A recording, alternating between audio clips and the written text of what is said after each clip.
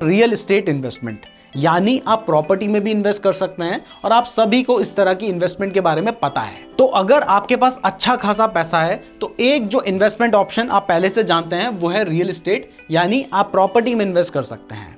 अब इसके कुछ फायदे भी हैं, कुछ नुकसान भी हैं। सबसे पहले फायदे की बात करें तो आप सभी को पता है कि प्रॉपर्टी में इन्वेस्ट करना भी one of the safest investment मानी जाती है। लेकिन यहां पर एक चीज का जरूर ध्यान रखें कि अगर आप फ्लैट्स में इन्वेस्ट कर रहे हैं तो वो या तो बहुत ही प्रोमिनेंट लोकेशन में होना चाहिए, क्योंकि अगर आपने किसी के बहकावे में आके किसी ऐसे फ्लैट में या किसी ऐसी प्रॉपर्टी में इन्वेस्ट कर दिया जो कि बनने में ही कई साल लग गए या किसी भी रीजन की वजह से वो प्रॉपर्टी उतना अच्छा परफॉर्म नहीं करती है, तो देखिए जो फ्लैट्स हैं वो तो अनलिमिटेड बन सकते हैं, उसकी तो कोई लिमिट नहीं है। लेकिन लैंड की तो लिमिट होती है ना, जितनी जमीन है उतनी ही है, वो बढ़ नहीं सकती है।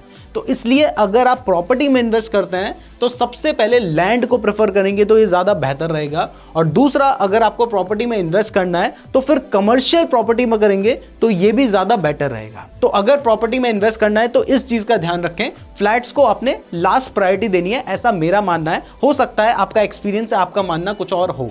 लेकिन अब फायदा क्या है कि यहां पर जो रिटर्न्स मिलते हैं वो कई बार बहुत एक्सपोनेंशियल होते हैं। इवन हो सकता है कि आपने आज एक प्रॉपर्टी खरीदी, 1 साल बाद, 2 साल बाद, 3 साल बाद उसकी वैल्यू डबल हो जाए, यानी आपको 100% के रिटर्न्स मिल जाएं। बट प्रॉपर्टी के साथ एक जो सबसे बड़ी प्रॉब्लम है वो होती है लिक्विडिटी की। यानी अगर आपने कोई प्रॉपर्टी खरीद रखी है, अगर आपने कोई प्लॉट खरीद रखा है, कोई कमर्शियल प्रॉपर्टी भी खरीद रखी है, लेकिन अगर आपको किसी केस में बड़े पैसे की जरूरत पड़ती है तो आप इंस्टेंटली प्रॉपर्टी को सेल नहीं कर सकते हैं। कुछ केसेस में आपको कई महीने लग जाएंगे उस प्रॉपर्टी को सेल करने में, और इवन कुछ केसेस में तो साल भर भी लग सकता है। तो जब पैसे की जरूरत है, हो सकता है उसी टाइम आपको पैसा ना मिल पाए। और दूसरा प्रॉब्लम यह है कि अगर रियल एस्टेट में इन्वेस्टमेंट करनी है तो ऑलरेडी आपके पास अच्छा खासा पैसा होना चाहिए। मैं उम्मीद करता हूं आपको ये वीडियो पसंद आई होगी। वीडियो पसंद आई है तो वीडियो को लाइक और चैनल को सब्सक्राइब जरूर कर दीजिएगा। स्टॉक मार्केट में इन्वेस्ट करना चाहते हैं, क्रिप्टो में ट्रेड करना चाहते हैं तो इन सब का लिंक मैंने आपको डिस्क्रिप्शन पे दे रखा है। और अपना एक हेल्थ इंश्योरेंस और टर्म इंश्योरेंस भी आपको जरूर लेना चाहिए, उसके लिए भी पॉलिसी बाजार का लिंक मैंने आपको डिस्क्रिप्शन पे दे रखा है। और अगर आप स्टॉक मार्केट के बारे में बिल्कुल बेसिक से सीखना चाहते हैं